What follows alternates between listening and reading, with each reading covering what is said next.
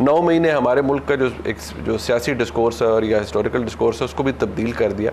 But एक बात मैं ज़रूर पूछना चाहूँगा कि इन 14 माह के दौरान there was a time when obviously कोई शायद ये भी था कि आप असेंबली तहलील हो रही थी, आप इलेक्शंस की तरफ जा रहे थे, I am talking about 2022, but in 14 माह में एक वक्त एहसास हुआ कि यार ये तो गलती कर दी है हुकूमत में आके, मतलब हर जगह से क्रिटिसिज्म हो रहा है, अवाम परेशान है, महंगाई स्काई रॉकेट कर रही है, तो ये क्या कर लिया है?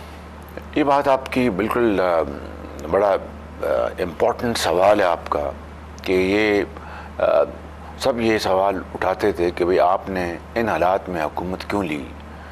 ये तो अब साल सवा साल रह गया है। ये सारा जो गंद वो इमरान नियाज़ी को हुकूमत को उठाने देते।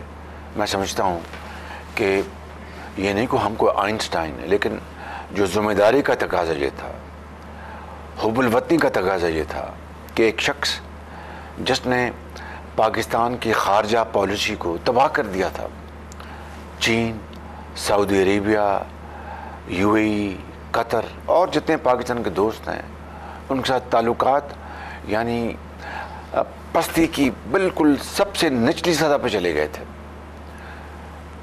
मईशत के बारे में अभी आपको बता चुका हूँ। IMF के साथ किया हुआ मुआहिदा उसकी धज्जियाँ उड़ा दी, टोटली वायलेट किया उसको।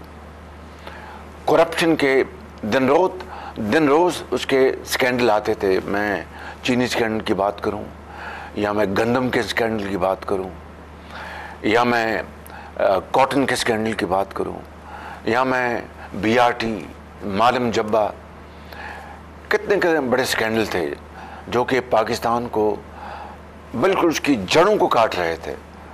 तो क्या आप खामोश तमाशाई बने रहते? यानी हमें भी बतौर एक सियासतदान के, आप ठीक कहते हैं कि मुझे और हमारे पॉलिटिकल कैपिटल साथियों को बिल्कुल पीछे रहना चाहिए था कि भाई ये जाने काम जाने। लेकिन मैं आज समझता हूँ इन हाइंडसाइट कि अगर हमने ये कदम ना उठाया होता या अल्लाह ताला ने ये मौका ना दिया होता, हमें कोई शक नहीं कि पॉलिटिकली हमें बेपनाह हमें हमारे वोट बैंक मुतासर हुआ, कोई शक नहीं। लेकिन मैं आज बड़ा मुतमिन हूँ कि स्टेट बच गई, सियासत हमने उसको दाव पे लगा दिया।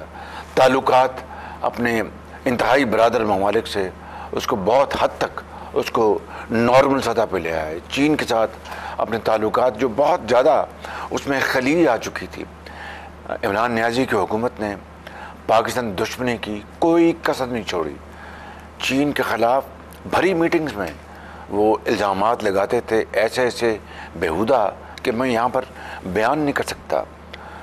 और मेरी ज़ात के हवाले से ओपनली करप्शन के इल्ज़ामात लगाते थे कि चीनी कंपनियों से मैंने सौदों में 45% कमीशन ली है। अब मुनीर भाई चल रहा था, 4 साल केस भुगता रहा। अगर ये बात थी तो उन्हीं अदालतों में ले आता ना केस। बाकी सारे ज़माने भर के बेहुदा जाने का केस तो आपने भी किया हुआ है जी, बेबुनियाद केसेस ले आए अदालतों में, तो ये भी ले आते, क्यों न लाए। लेकिन ताल्लुकात को बर्बाद कर दिया, तबाहकुन हद तक उनको हमने अल्हम्दुलिल्लाह खुदा के फजल करम से ठीक किया। IMF के साथ मुआहिदा जो है वो हुआ, और रूस से सस्ता तेल हम लेके आए। अब अल्लाह ताला ने चाहा तो कल हमारा मुआहिदा है अज़रबैजान के साथ, हमारा LNG गैस का, उसके ऊपर कल इंशाअल्लाह दस्तखत होंगे और हम सस्ती कुदरती गैस LNG वो अज़रबैजान से हम ले सकेंगे। और हमारी ये इख्तियार हमारा होगा कि हम अगर लेते हैं या नहीं लेते, कोई उसके ऊपर हर्जाना पेनल्टी नहीं होगी। ये वो माइलस्टोन्स हैं जो कि हमने कोशिश करके मुतहदा ये कोलिशन गवर्नमेंट ने किए। और मैं समझता हूँ कि ये मेरे लिए, मैं आज रात को अल्हम्दुलिल्लाह इन हवालों से सुकून से सोता हूँ। ठीक, अच्छा 9 मई के रोज़ की बात करते हैं, द वेरी डे। बहैसियत वज़ीर-ए-आज़म मैं आपका पर्सनल अकाउंट लेना चाहूँगा कि जिस दिन ये वाक़या हुआ, बदकिस्मत वाक़या था, हमला हुआ, फ़ौजी तनसीबात जलाई गई, एक तो आप अपना जो पर्सनल रिएक्शन था as the chief executive as prime minister, ज़रा वो मैं पहले पूछना चाहूँगा।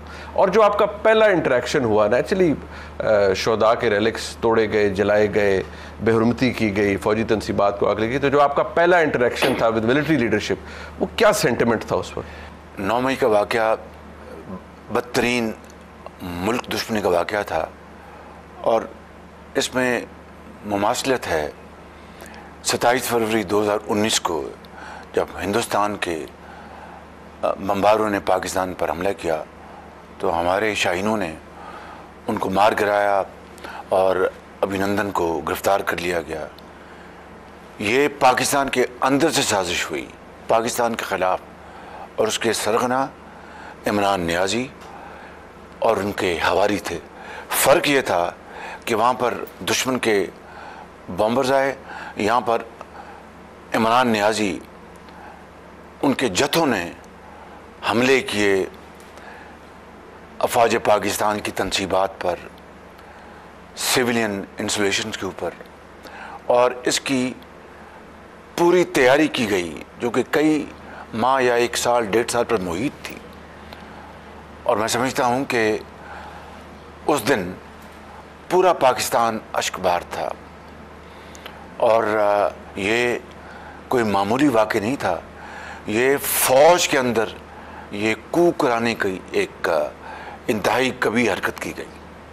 मुझे इसमें कोई डाउट्स नहीं है बिल्कुल, क्योंकि जो बाद के वाक़यात जो हुए हैं, जो गिरफ्तारियाँ हुई हैं, उससे अंदाज़ा लगाना कोई मुश्किल नहीं कि इट वाज एक बिल्कुल एक बदतरीन एक साजिश की गई अफवाज पाकिस्तान के ख़िलाफ़ और उसके और फौज के सरबराह के ख़िलाफ़। आप समझते हैं कि ये इदारे के ख़िलाफ़, तो इदारे के सरबराह, उसके सरबराह होता है, इदारे के ख़िलाफ़ एक साजिश थी। ठीक। और मैं समझता हूँ कि अल्लाह ताला ने अपने बेपाया फजल करम से इस साजिश को नाकाम बनाया, नेस्त व नाबूद किया और पाकिस्तान बच गया। उसकी वजह यह है कि अफवाज पाकिस्तान उस दिन और अवाम एक थे। उन्होंने इसकी न सिर्फ भरपूर इसकी मजम्मत की, बल्कि इससे मुकम्मल तौर पर अलग थलग रहे। यही वजह है कि चंद मुट्ठी भर लोगों ने, जत्थों ने, 150 लोगों ने मुख्तलिफ जगहों पर हमारे शहीदों की और गाजियों की बेहुरमती की। बताइए उनके बूढ़े माँ बाप, उनके यतीम बच्चे, उनके दिलों पर उस रात, उस दिन क्या गुजरी होगी कि हमारे बेटों ने, हमारे वालिदैन ने अपने सब कुछ छोड़कर वो अगले जहाँ सुधार गए और पाकिस्तान की इज़्ज़त, पाकिस्तान की हिफाजत की। आज हमारे साथ ये किया जा रहा है। ये है इमरान नियाज़ी का मकरूह चेहरा और उसकी मकरूह साजिश। और मैं समझता हूँ कि अल्लाह ताला का बेपाया फजल करम है कि सिविलियन हुकूमत और इदारे मिलकर हम एक पेज पे थे और ये फ़ैसला हुआ कि आइन और कानून अपना रास्ता अपनाएगा, किसी को जो इसमें मुलव्वस है रियायत नहीं मिलेगी।